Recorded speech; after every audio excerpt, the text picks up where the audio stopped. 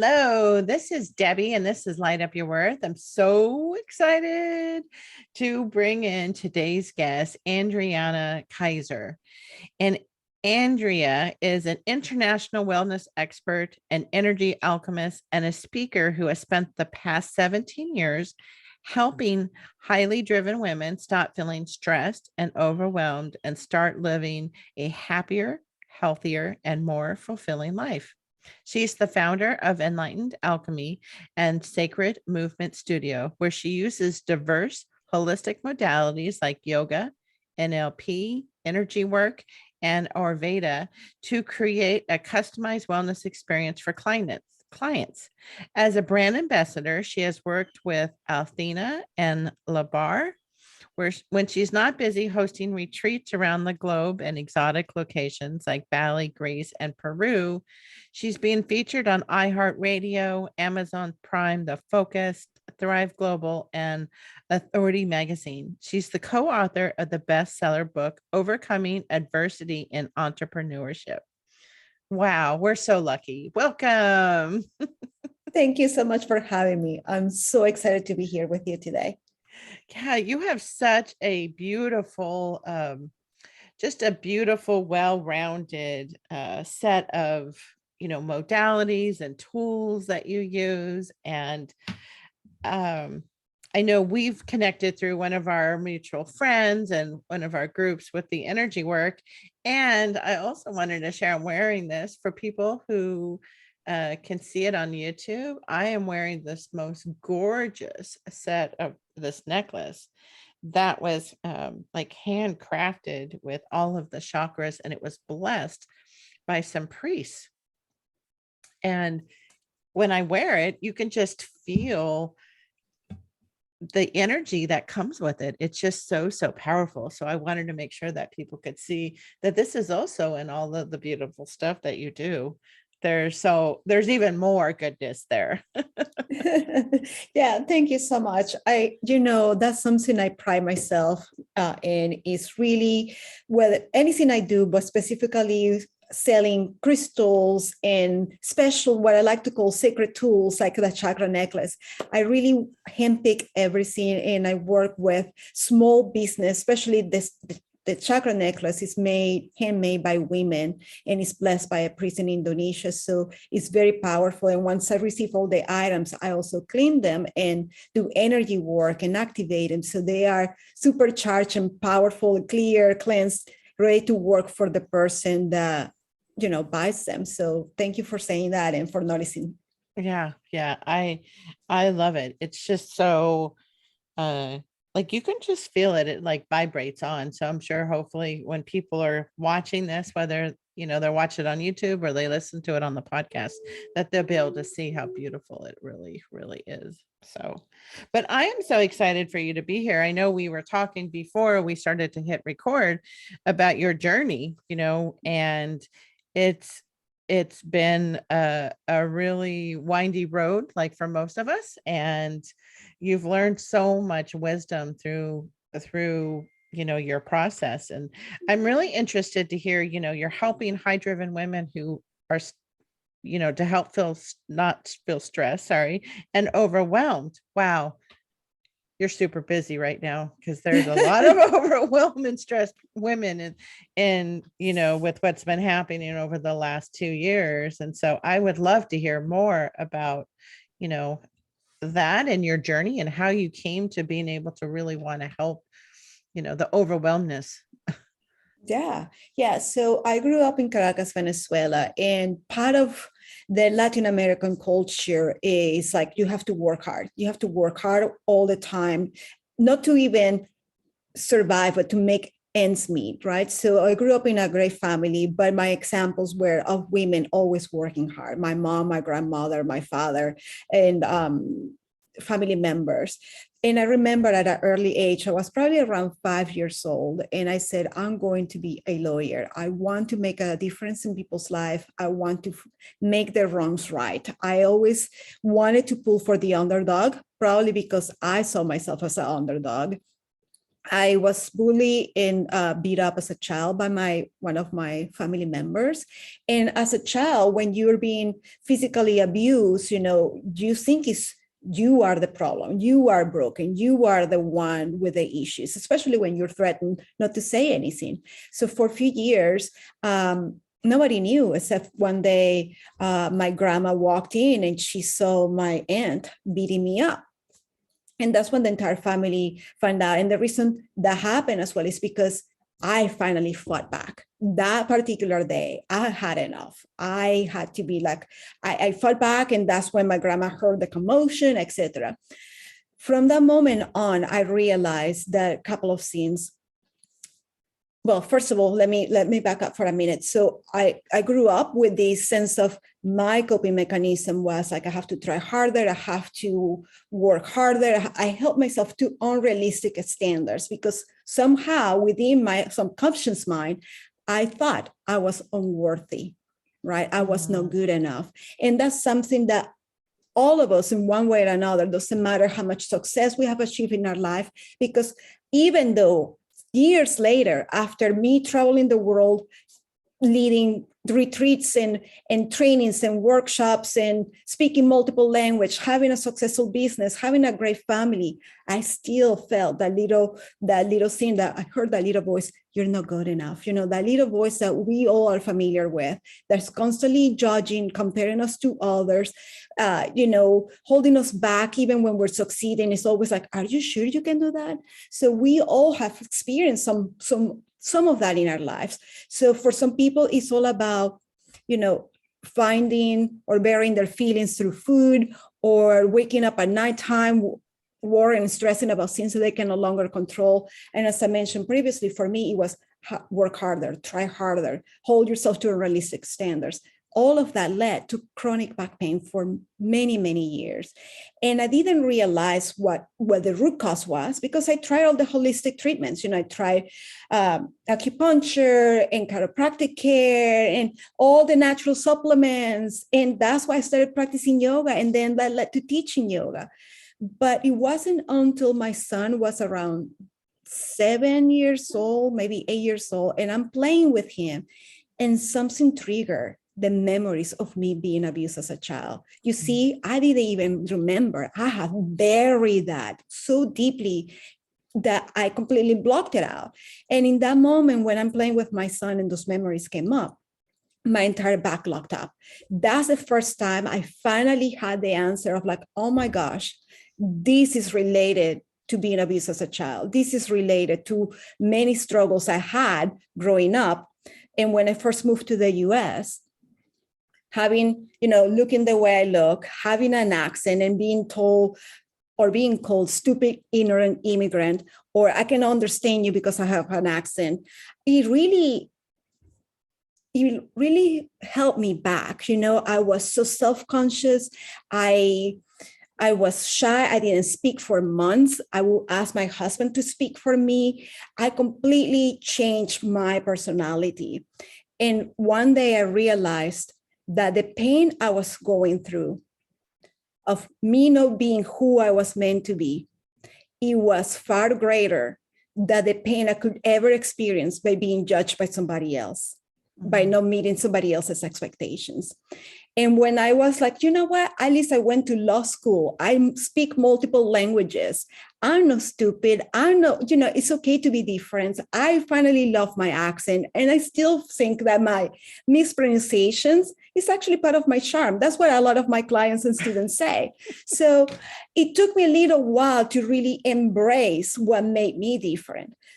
However, how I got into all of these things was based on the need to heal myself from the inside out, not just putting a Band-Aid. No, I was determined not to live the rest of my life taking medication like I was eating candy just to bring the pain down. So that's when everything started to evolve or unfold for me, when I started going from a yoga student to a yoga teacher to a life coach to energy healing, because all of these tools that I was bringing into my life to heal myself are now tools that have evolved into something else, what I call enlightened alchemy, to really help men and women, but I work with overwhelmed, overstressed women because they're high achievers. And it takes one to know one. I'm a high achiever, and I know how much pressure as women we put on ourselves. We have to have it all together, right? We have to be the best at everything.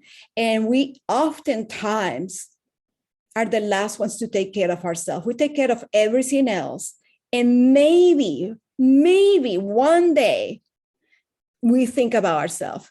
And oftentimes we are the ones suffering in pain or stress or worry or having all these things happening in our lives, because those are the alarm systems. Those are the wake-up calls that we need to be like, hey, Adri, or hey, Debbie, you better pay attention to what your body's telling you. You better pay attention to what you're doing. You better start taking better care of yourself. So, the past few years have been overwhelming and stressful for so many people. And the downside to that is that many people put themselves last. They're like, okay, I'm stressed, I'm overwhelmed, let me take care of this. Maybe I think of myself, or even the same limiting belief of like, I don't have money. It's one of the most common limiting beliefs. I don't have money doesn't grow on trees, all that stuff, anything related to money. So that same limiting belief that wants you to make more money, you want more money, but the limiting belief that says you don't have enough money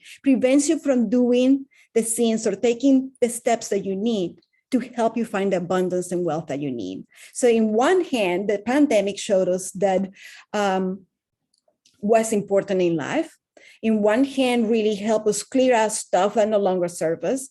But in the other hand, also brought a lot of stress, overwhelm, anxiety, all these different things that magnified or amplified some of the limiting beliefs and negative self-talk that we already have that prevents us from actually stepping into our fullness, into our power, and keeps holding us back. Does that make sense? Oh, yes. I love that. It's like the flip side of the hand. We had the opportunities because we had less busy, but it caused us to take a look at those other things. Especially with high achievers. Yeah. I think, it's that whole, you got to work hard, you got to keep achieving, and being able to really come to understand what your root cause was. That's so powerful. Yes.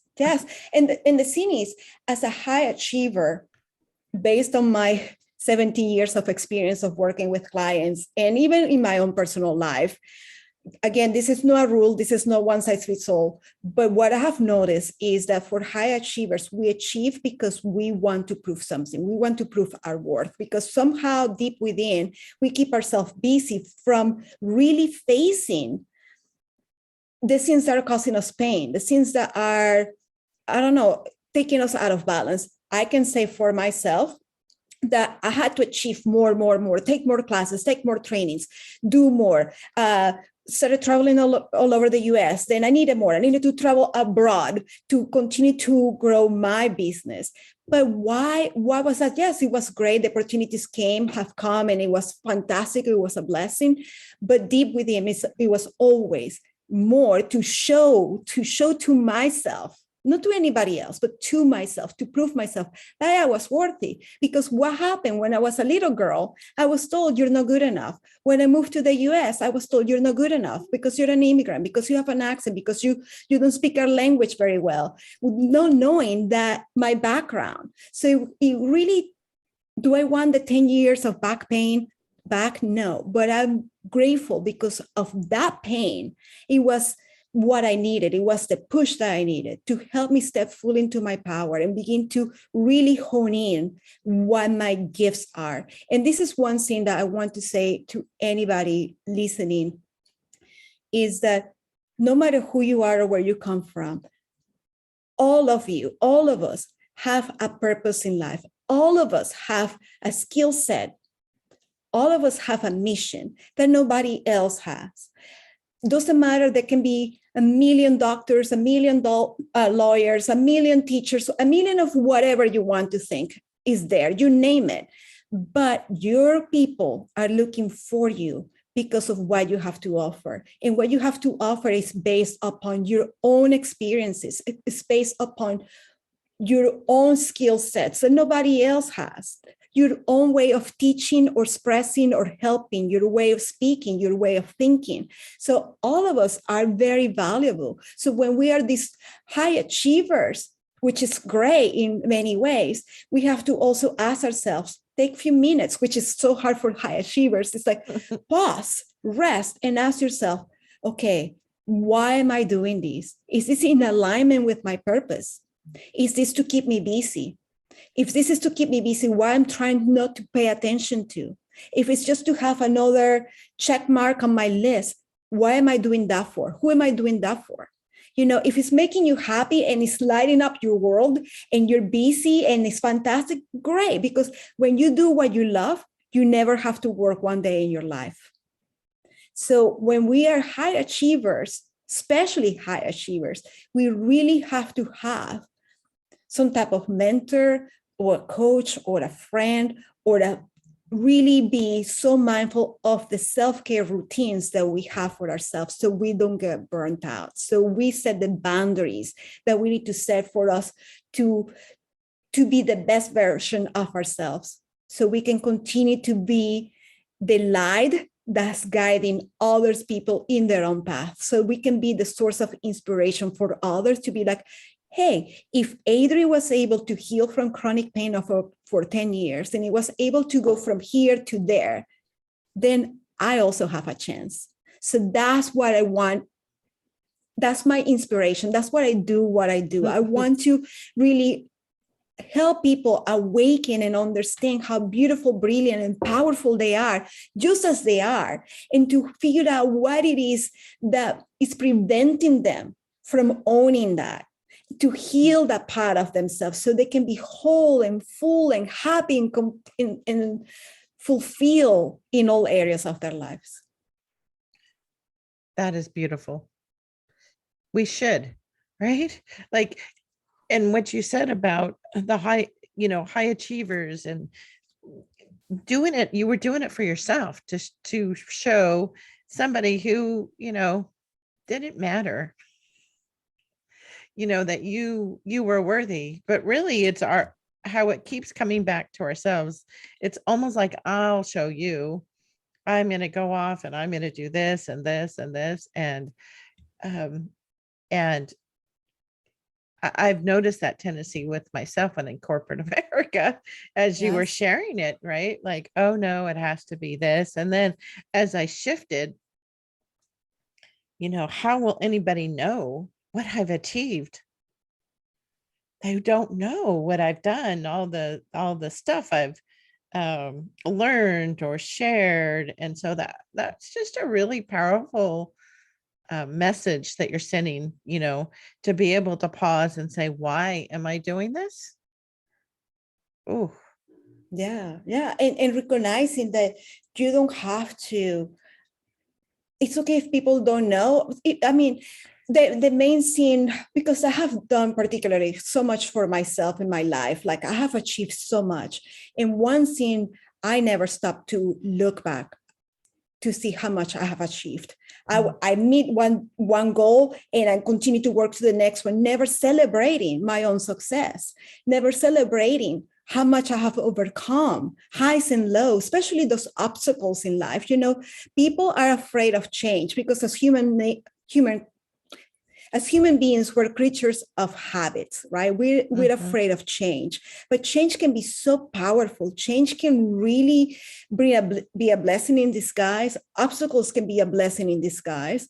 When I moved to the US, I didn't finish law school here because it's completely different from where I was born or where I was going to law school.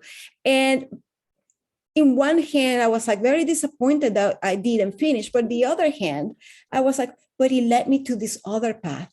I ended up doing what I wanted to do. The goal that I set when I was a little girl, I want to help people. I want to make an impact. I want to help the underdog. I want to help make the wrongs right. I'm doing it instead of in a courtroom. I'm doing it in the trenches hand in hand with my clients and students. So in a way, it was an obstacle or it was a blessing in disguise that took me to a whole new path.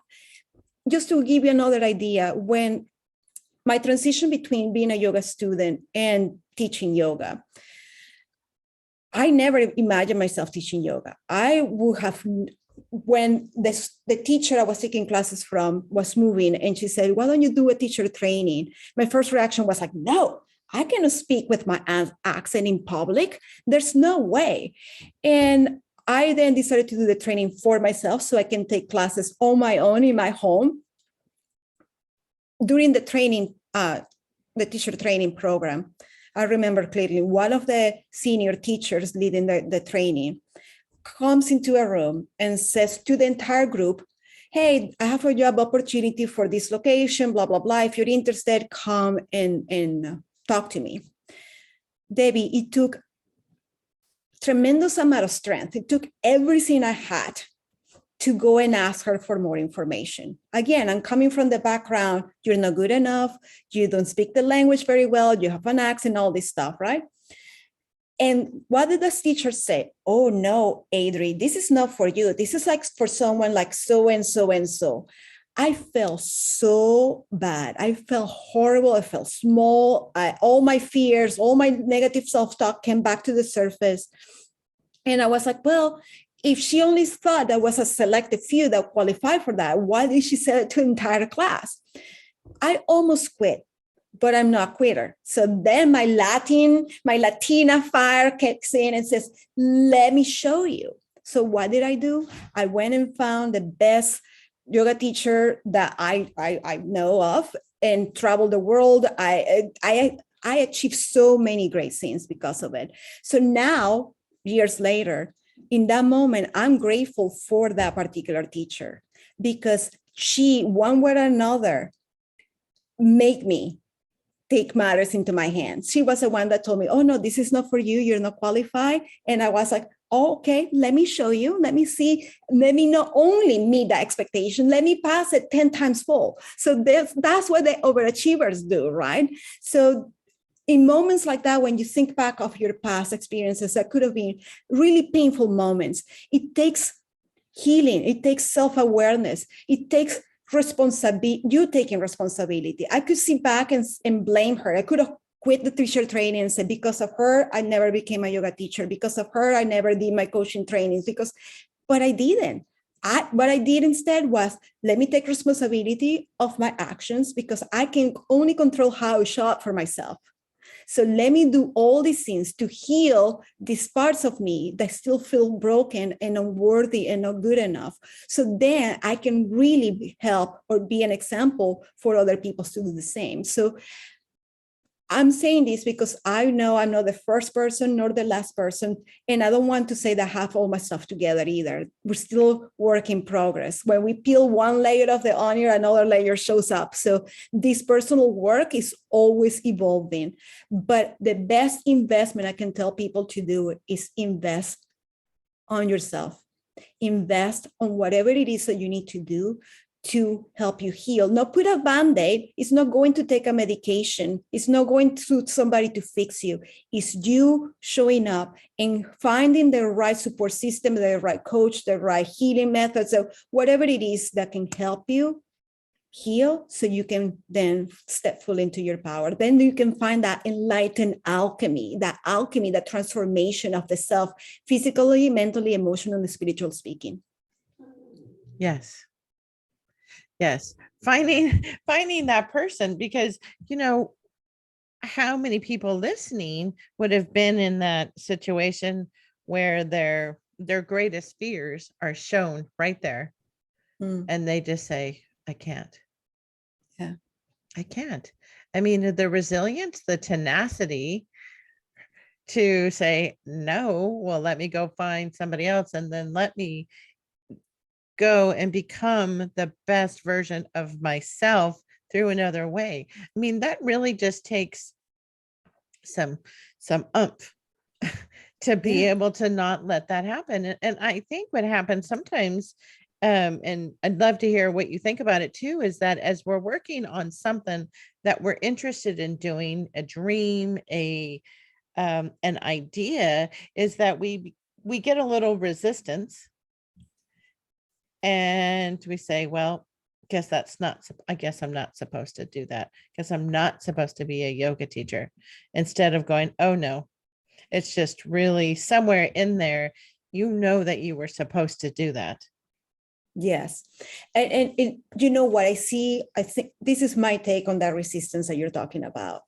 It is almost like the universe, God, the divine goddess, creator, whatever name you want to give it, is almost, or even your higher self, is almost like saying, you say you want this, let me see how much you really want it. I cannot tell you how many clients I work with or people that have contacted me wanting to work with me that want to change their weight, their finances, their relationships, all these different things, right? But when I ask them, what do you want? They don't know what they want. They know what they don't want. They give me a long list of all the stuff of why they haven't achieved or what's wrong or all this stuff, but they haven't sat right down to really, really think about what it is that they want. Or when they say, I want more money, I want to be more financially successful, I don't want to be in debt anymore. It is okay, you're saying that. It's what you're saying matching the actions that you're taking. It's what you're saying matching the inner landscape, your thoughts, your belief system. Because that resistance that you have, it starts from the ego mind. Ego mind doesn't like to change. It's there to protect you in many ways. Something happened in the past, let's say in my case, because somebody made fun of me of how I had an accent and called me whatever.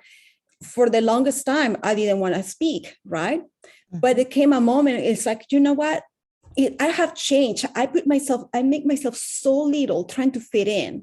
And at the end of the day, I still didn't fit in. So I was like, might as well just be myself, right? So obstacles will come. But what I was going to say, the ego mind would say, hey, Adri, remember when you spoke up and people make fun of you? Please don't speak up again. But my inner desire of becoming who I wanted to be was like, well, no, I have to overcome the fear. I have to overcome that obstacle. So that resistance that you show comes from the ego mind, try to protect you, but also it's almost like a saying, okay, let me see how much you're really committing to this change in your life. A simple example is when I first started a meditation practice, I was like, I'm going to sit and meditate. The phone will ring, the emails will come in, somebody will knock on the door. It happened for like 2 days, 3 days in a row. And finally I said, no matter what, I'm not going to answer the phone. I'm not going to answer the doorbell. The email can be answered later. When I make that decision, all these obstacles, all the resistance begin to be smaller and smaller, almost disappear because I made that decision. So nothing can change unless you decide you want to change. People say, I don't have enough time or money. Yet they go and eat at restaurants. Yeah, they buy fancy purses or buy clothing or buy fast food every day, buy the Starbucks coffee. If you add it up at the end of the month, see how much money you will save if you don't go to Starbucks every day. So all those things, when you say I don't have time or money or whatever what I call excuses are, when you call yourself out on your own excuses, you will find the time and the money, the place, the people, the situation, all the circumstances to help you achieve that goal. I actually read in class today a quote that said, actually, I'm going to read it to you because it's very appropriate for today's, from what I'm saying. It says, when you truly want something and go after it without limiting yourself with this belief, the universe will make it happen. So right there and then, when you have that resistance, ask yourself, am I resisting this from a place of fear? Am I resisting this because I'm afraid of who I will be able to become? Sometimes it's not our darkness that will hold us back. It's a brilliance that we're afraid of to recognize how brilliant and magnificent we really are. So those resistance, that moment of resistance, ask yourself, is this coming from a place of fear? Is this coming from a place of I'm ready and willing to do what it takes to help me overcome or achieve or get to whatever it is I'm saying I want to get to. Does that make sense? Yes. And coming from a position of light. our brilliance, because we do hear a lot of talk about, oh, you could be afraid of failure. Mm-hmm. But what you're saying is, and I've read is that this is just as, if not higher, that we're actually are afraid of our own brilliance, of our own success. Some people, yes, it's that two sides of a coin. In one coin, you're afraid of failure. In one coin, you're afraid of success. Yeah. I had a client, and that was she's a self entrepreneur. And during one of our conversations, she was shocked when we uncovered that she was afraid of success, because if she was successful, she will have more responsibilities. She will have to worry about what she will do with this extra money that she will have to hire more employees. More employees meant more people to manage, more things to kind of worry about. She had to get a bigger space. That meant larger rent, larger responsibilities. So in one way, people's like, if you hear somebody say, I'm afraid of making more money, people are like, are you crazy? But the fears that she had were very valid. It's like, I have to hire more people. I have to get a larger place. My rent is. So in that moment, she was shocked to realize that she actually, part of her staying where she was financially was her own fear of success. It wasn't fear of failure, was fear of success. So yeah, it is crazy. Yeah. And I can see how that can even overwhelm, high achieving women, where they start to feel overwhelmed and they start to get stuck. They've achieved so much, certain level of success or reached certain goals, and then they start to feel overwhelmed about that next step. Mm-hmm. Or what's next, or what am I going to open myself up to? Or, I could see how you could really help them through understanding and really coaching them through that. It's this whole approach of what's really underneath there. Why am I doing it? Yeah. And what people can achieve amazing things. But also you have to find a balance. Why do we get overwhelmed? Why do we get stressed? Why do we get burnt out? Because there's an imbalance in there. We're doing, and we're not being. Let me say that again. We're doing, and we're not being. So how can we be more? By taking better care of ourselves, by setting boundaries, by planning your own time off, especially for high achievers or type A personalities. I like to plan everything, then schedule your time off. And the way I like to work, because this is something I encounter in the line of business I am in one area, because I teach yoga and Pilates. I see a lot of people coming to that for the physical aspects, right? In another area, I'm in the spiritual world as well, where I see a lot of people doing a lot of healing, a lot of energy work, but they're not moving their bodies. So when I work with clients, I really, and this based again on my Enlightened Alchemy method, but it's my own experience. In order for me to heal myself, I had to address the mental, the physical, the emotional, and the spiritual aspect of myself, all 4 pillars. If I would have focused just on my physical part of it, which I did for the longest time, I only got temporary results. When I focus only on the healing part of it, the energy work part of it, I got results, but not as deep. When I focus on the mental part of it, I got results, but all patterns begin to come back in.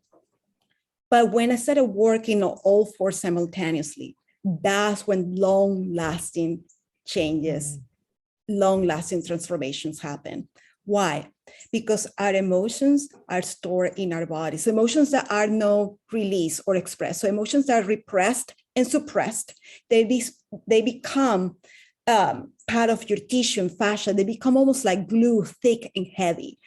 Thoughts, which people don't realize, we have over 70,000 thoughts per day, yet only 10% of those are original thoughts, meaning 90% of the thoughts are repetitions of what we had the day before, the month before, the year before, 5 years ago, et cetera, et cetera. And our thoughts become beliefs. Beliefs become our reality. Beliefs actually become emotions are actually beliefs are reinforced by emotions. When you think you're not good enough, automatically you begin to have negative emotions. Those negative emotions reinforce the belief system, which will dictate your action or inactions. And emotions are chemical responses that will affect and change the functioning of your cells. Let me say that again.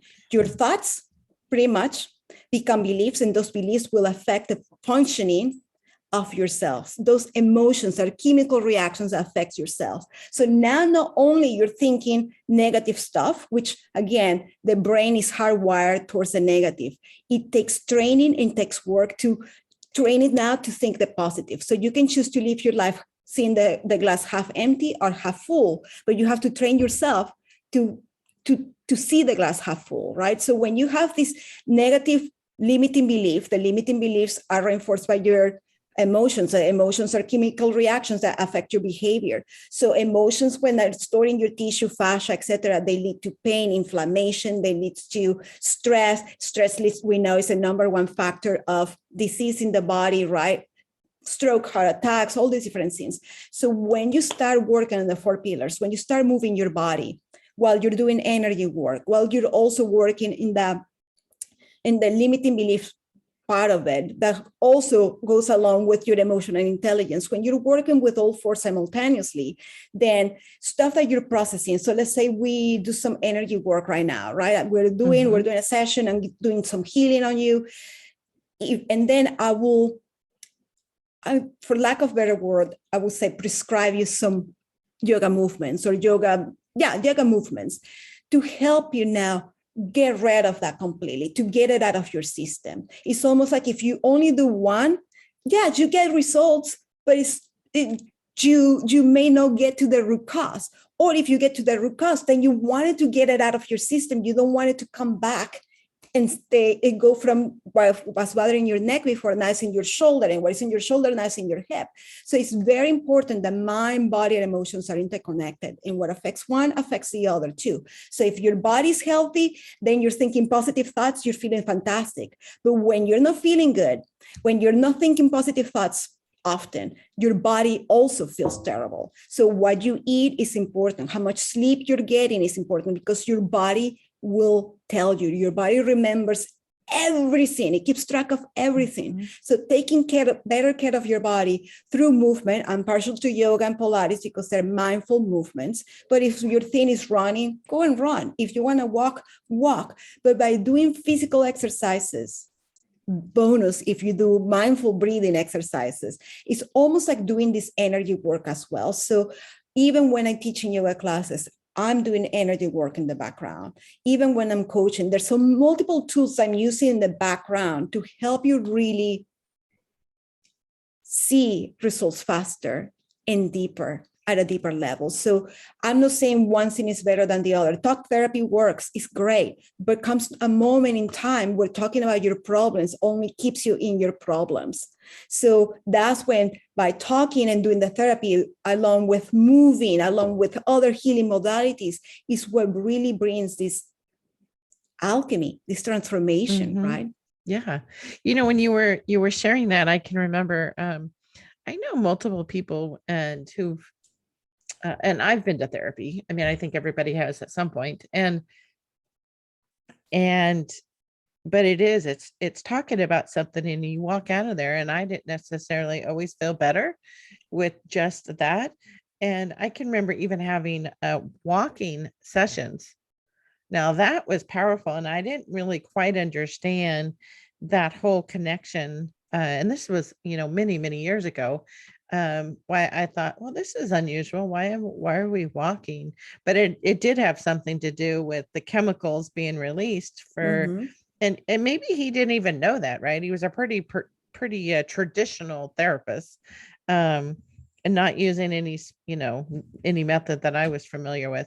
But when you were talking about the yoga, like doing the energy work and then sending them home with, the prescription of certain yogas, I started to think about yin yoga, where it's very slow, where you hold the pose very long time. and it's quiet and people are really feeling and loosening up very slowly. And you don't do actually a lot of, in comparison, I guess, a lot of different moves. It seems like you might do maybe 10 through the whole hour session. But yet you're really stretched. They seem to do a lot of hip work, breaking up our hips and, for the when I've done it. And I thought, wow, wouldn't that be like the most amazing time to have energy work being sent out for everything that so many people carry in our hips, the male, the feminine, energy work that can get really stuck there. So I was seeing that visual when you were explaining that, with the 4 pillars, and it really makes a lot of sense. Yeah. So yoga, there's so many different types of yoga out there. So I will suggest to people try different styles, different teachers, because again, it's not one size fits all. My style is a more it's movement, right? I teach what is called vinyasa, but I teach it with alignment based as well, energetic alignment based. And a couple of things I want to mention about energy work.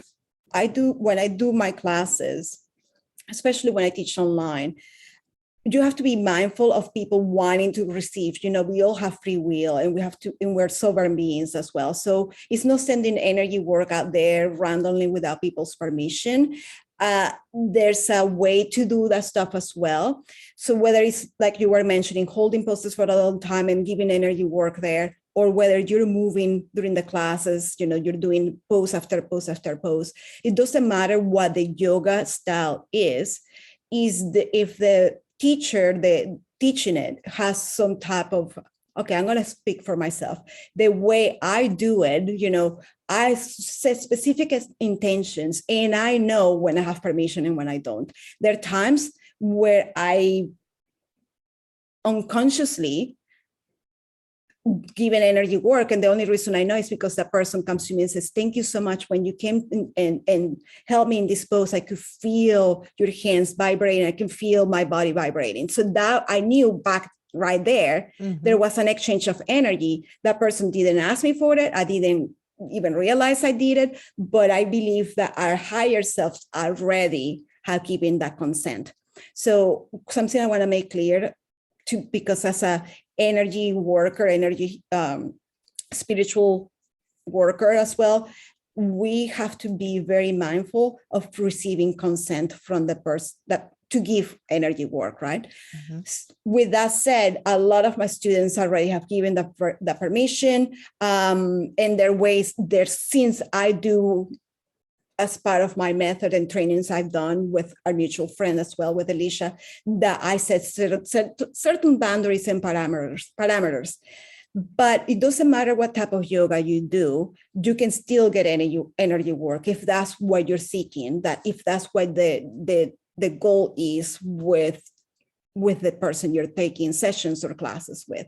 The reason I do it is because it's part of what I do naturally. I mean, it happened spontaneously for me. It's not like one day I said, I'm gonna do this.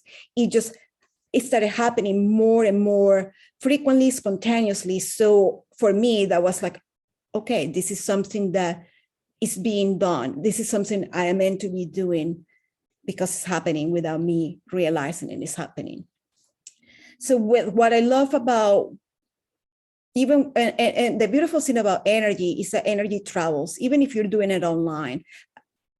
Last week, I was teaching a class online, and this person was in Mexico. And she messaged me when she got back to the US and says, oh my God, that class, I could feel like my hands were tingling, my head was tingling when we are in the final relaxation pose because of the energy work that's happening. So that's why I say those 4 pillars are important, because even if you're going and taking a yoga class that the person is not doing any energy work whatsoever, part of the yoga practice, part of that mindful breathing, part of that conscious breathing and the movements when done properly will really address the mental, physical, emotional aspect of yourself and the spiritual aspect as well.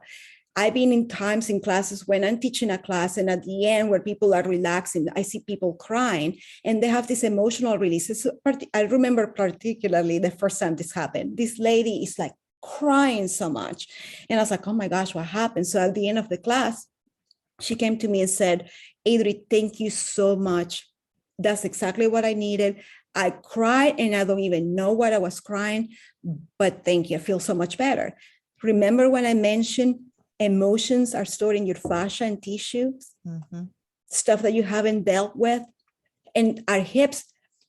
Sometimes our hips can represent, let me give you a visual, like the junk drawer in your kitchen. You know, that kitchen drawer that you have everything in there and you don't even know what it is in there. That's your hips. Your hips are emotional centers that hold so much emotion from who knows when. So sometimes when you're practicing yoga at the end of the class, you will have this emotional release because whatever was stored in your body, it finally was able to be released, whether you know what it was or whether you didn't know. Some people know, oh my gosh, I've been carrying this grief or this sadness or this anger or whatever it is, and finally came up. And some people, it's just like, I don't know what it was. It was a release and I feel better, and that's good.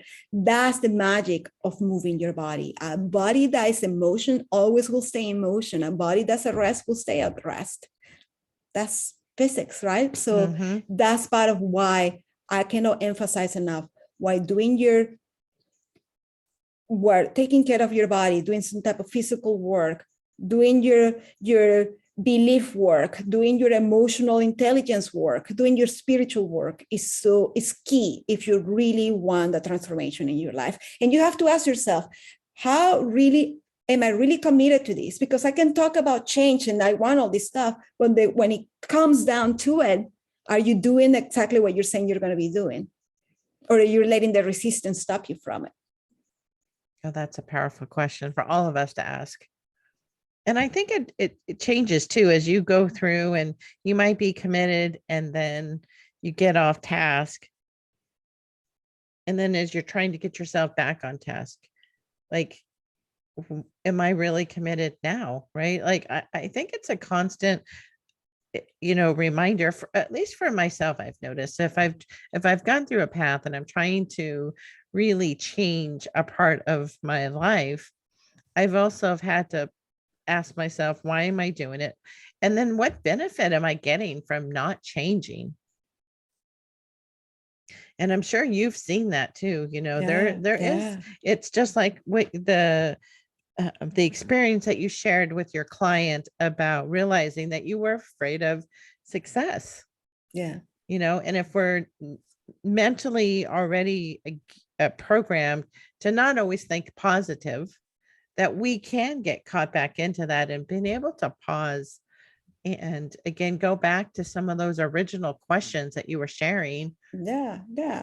And the thing is, we all have blinders. We have blinders to our own patterns and belief systems because they're so deeply rooted. And sometimes those belief systems are not even our own. They're our ancestors, or they're collective, or they're based on your ethnicity or the place where you live, part of. And why I say that, because Latin American people were hardwired to be hard workers because life is hard.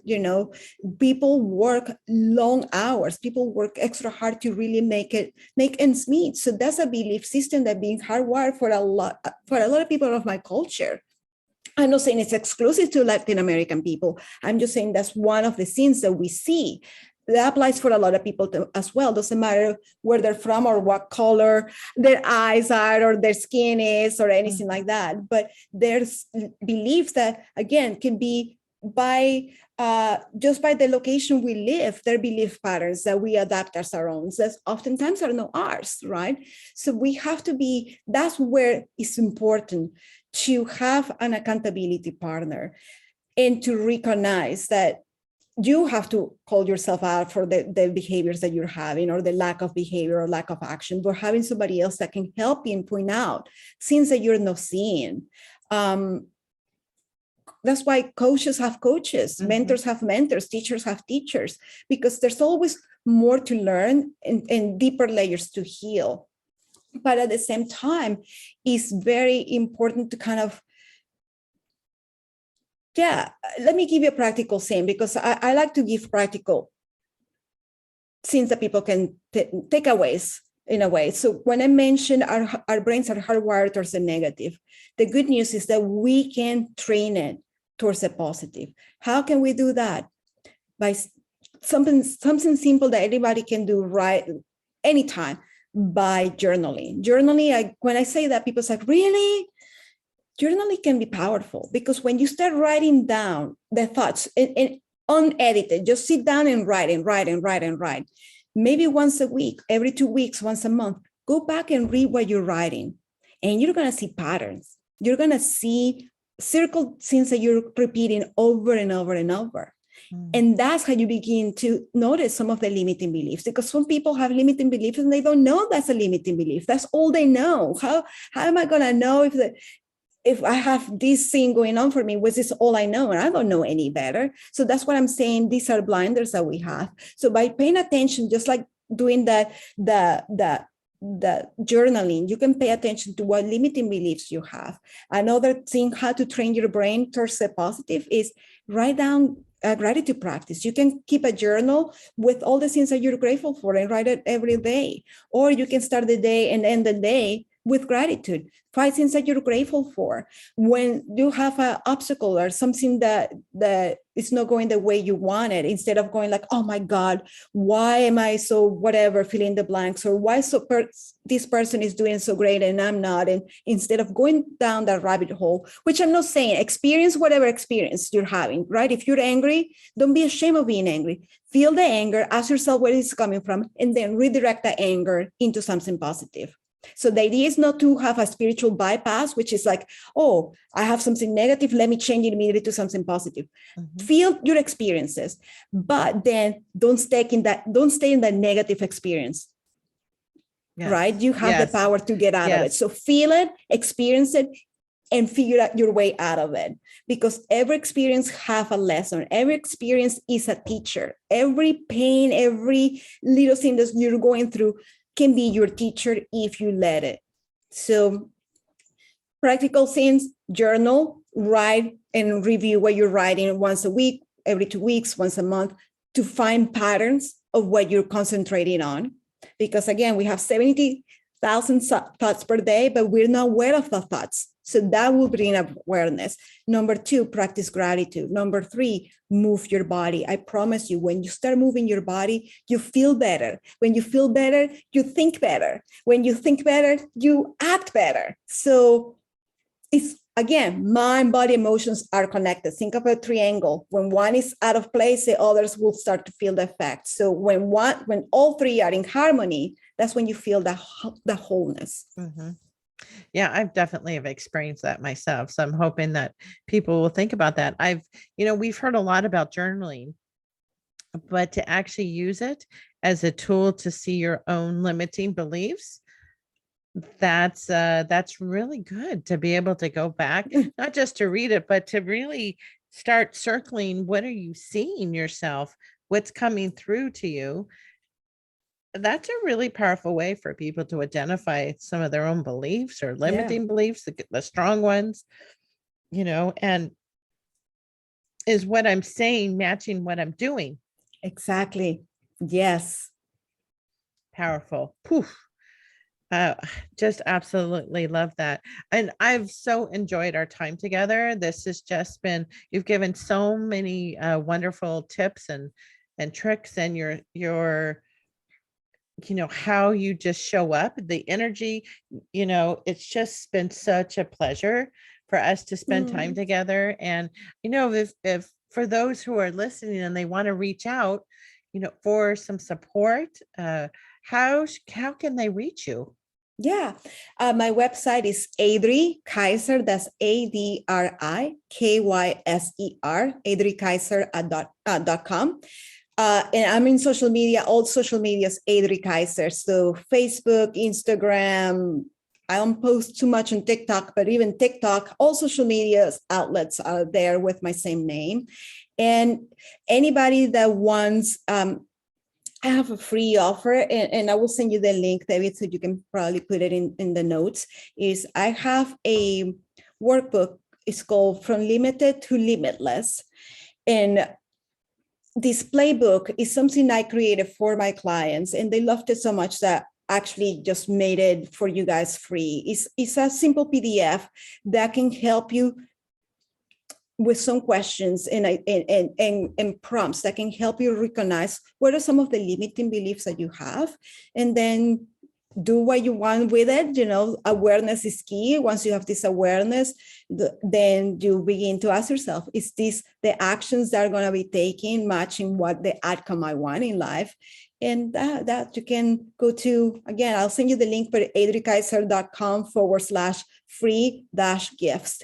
And that's the link where you can find that as well. Oh, that would be a beautiful gift. I think I need to go do it too. And I say that because it's constantly evolving. We're all constantly working on stuff. And I think as we clear out some beliefs, then it allows others to be able to come front and center and just allow more gentle healing to happen. And I really love the 4 pillars. Thank you. How you pull them together, for your enlightened alchemy. Super powerful.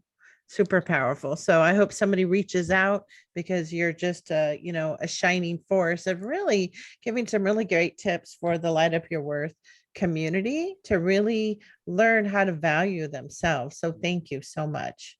Oh, you're welcome. Thank you so much for having me. Anybody, I'm here to help. You reach out on social media if you like, and I'll see you